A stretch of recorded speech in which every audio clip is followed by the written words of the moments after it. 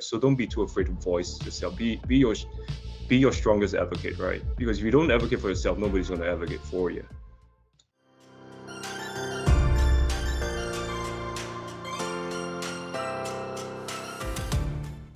When most people think of sonography, they probably don't think of ergonomics, but ergonomics is actually a key to sonographer wellness. Today, we'll be discussing this important topic with Jeremy Ng. Jeremy is the Non-Invasive Cardiology Manager at AnMed Health in South Carolina.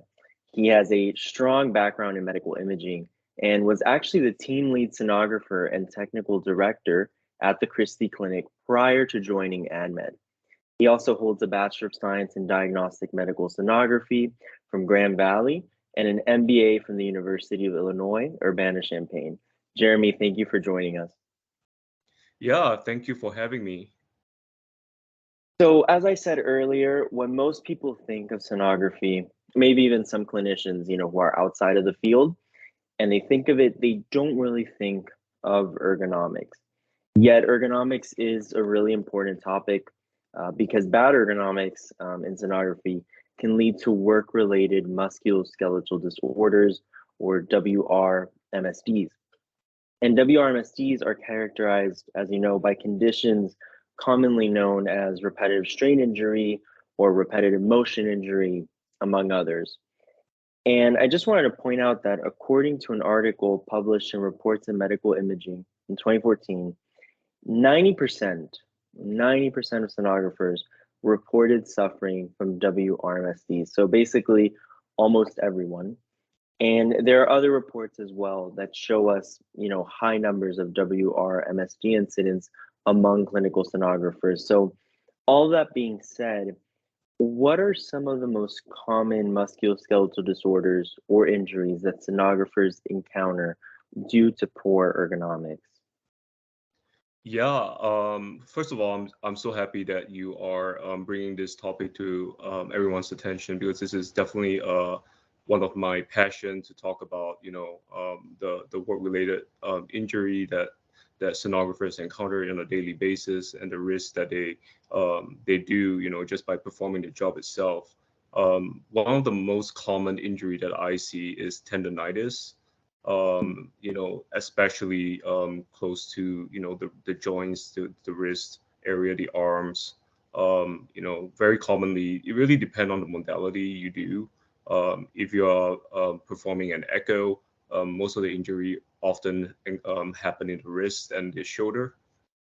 That's where all the strain happens, because we usually put our arms in a very static position, and it's just a static position, and the amount of pressure we put on the patient that is really causing all those injuries. And it's just a repetitive motion, just constantly, going through the grind, as well as back pain, arm, all those are very common.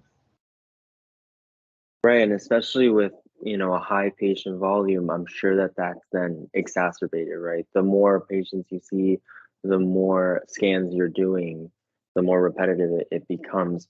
Now, I think a big question is why, why this is happening. Because for years at this point, there is an awareness um, of what's going on with these reports being produced, like the one that I just mentioned, where 90% of them, so the sonographers surveyed, reported the WRMSD. And these conditions really have consequences for sonographers. They impact longevity. And I just want to highlight too how another report showed that over 50% of sonographers reported painful work activities, 50% reported painful home activities, and many, of course, said that their work abilities, were decreased. So it's a big issue when it comes to not just at work, but then also at home. And it affects a lot how long a sonographer can stay, right? So, in your opinion, though, again, with all these reports, what are some reasons that sonographers may practice bad ergonomics? Like, is this an awareness issue still? What do you see from the field? Yeah. So often times when sonographers encounter injury like that, is multifaceted. There are so many Mm, different reason contributing to this. And one of the major things is obviously the volume, right? So having too many patient volume load will obviously add to the time constraint the sonographers will have between studies. So instead of having adequate time to rest and stretch in between studies, they are kind of in a pinch where they're like, okay, I need to grab my next patient. So, and then because of the time as well, like during the test itself, they're kind of rushing it as well. So it's also like contributing to patient safety.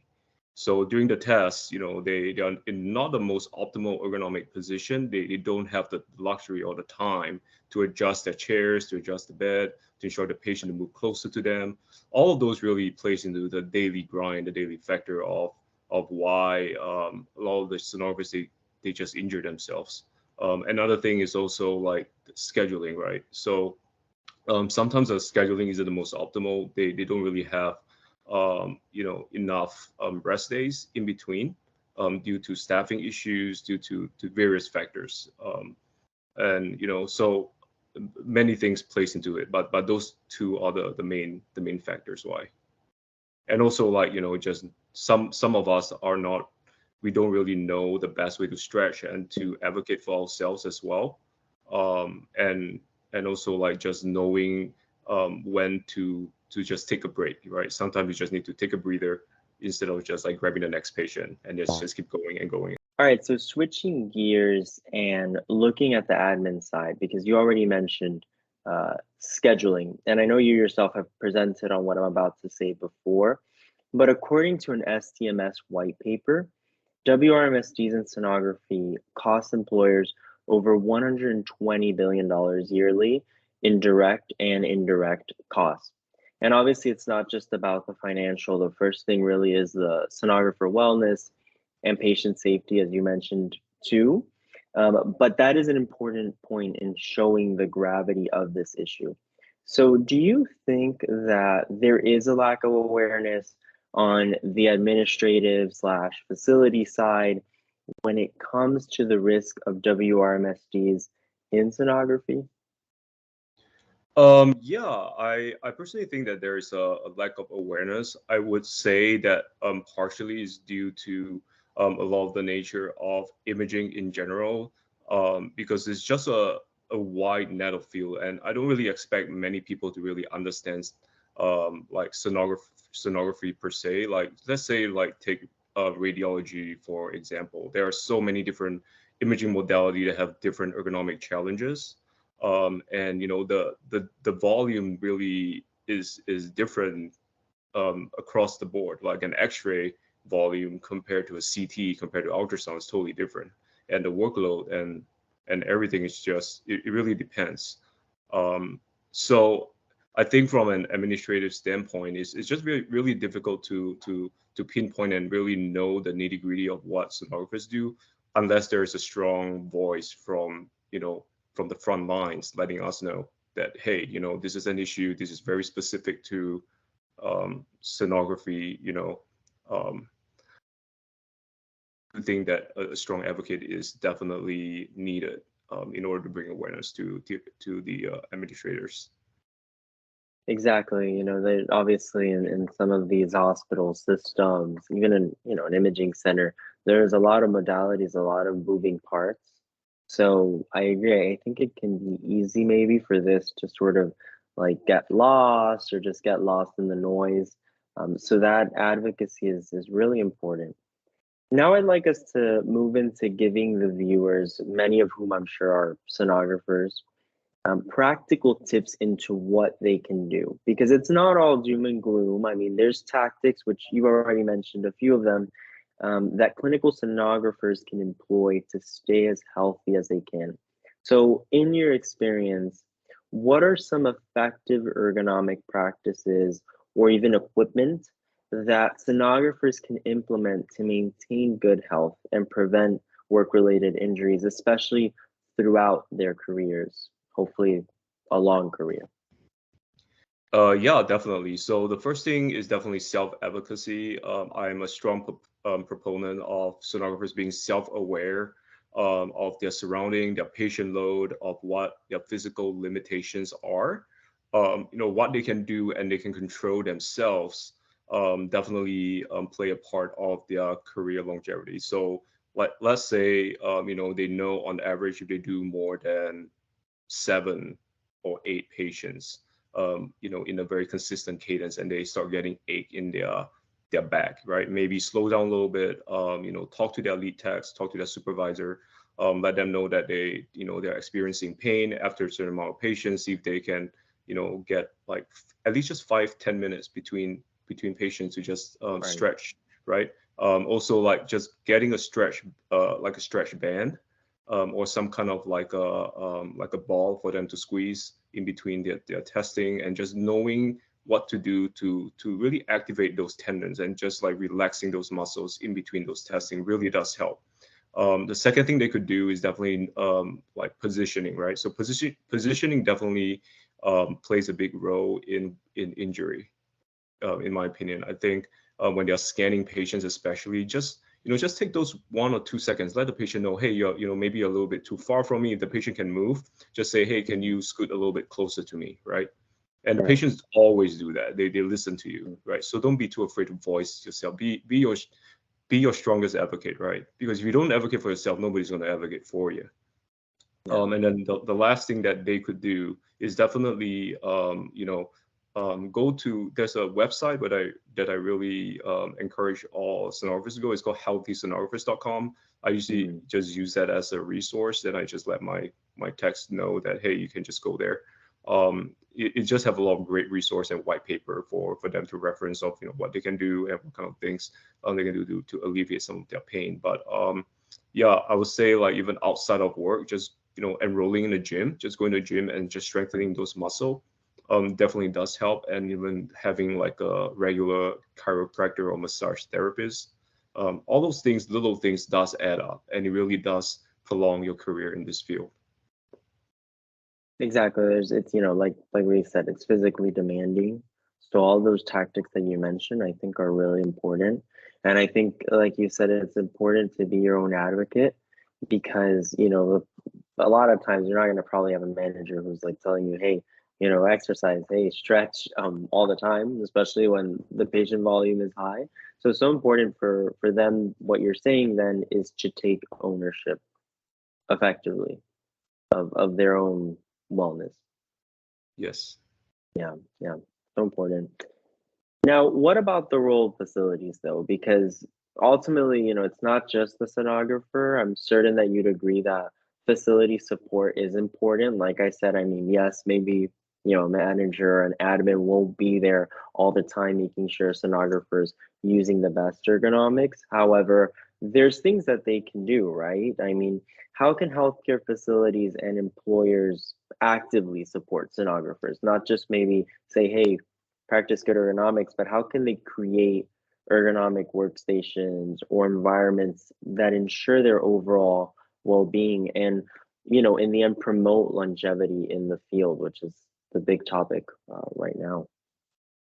Yeah, and I'm glad you bring this subject up, because this is definitely very important. Without facility support, the sonographer can only advocate for themselves so much, and at one point there's always going to be a point of failure, which is like, where can we go from there that's gonna help us get to the finishing point, right? So from a facility standpoint, I think what we can do is definitely the most basic, right? Provide them ergonomic chairs, Mhm. ergonomic beds. There are specific beds and chairs that are really made for sonographers.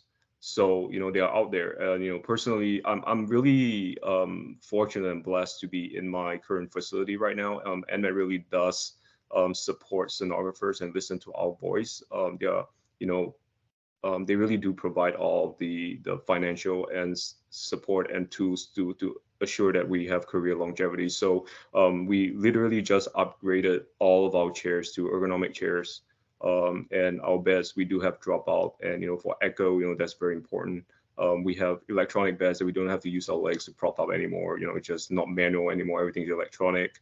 A lot of the things we do is just very pro sonographer. So I think the first thing to do is definitely create a pro sonographer facility, and not just pro sonographer. I think when you're a pro sonographer facility, you also kind of fall into the range where you're pro and the employee, right? So because you support them, everyone that will also benefit from that.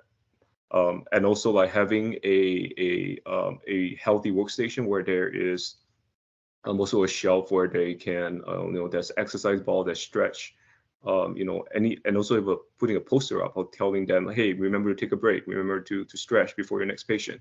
So having all those, like creating a culture of accountability, as well as creating a culture that promotes sonographers to speak up and advocate for themselves, and for facilities supporting them and listening to their voice is key. I also encourage my techs to form a committee where they meet regularly and voice their concern and bring to me anything that I can do to support them as well. So all of this really does play a big role in ensuring their career longevity.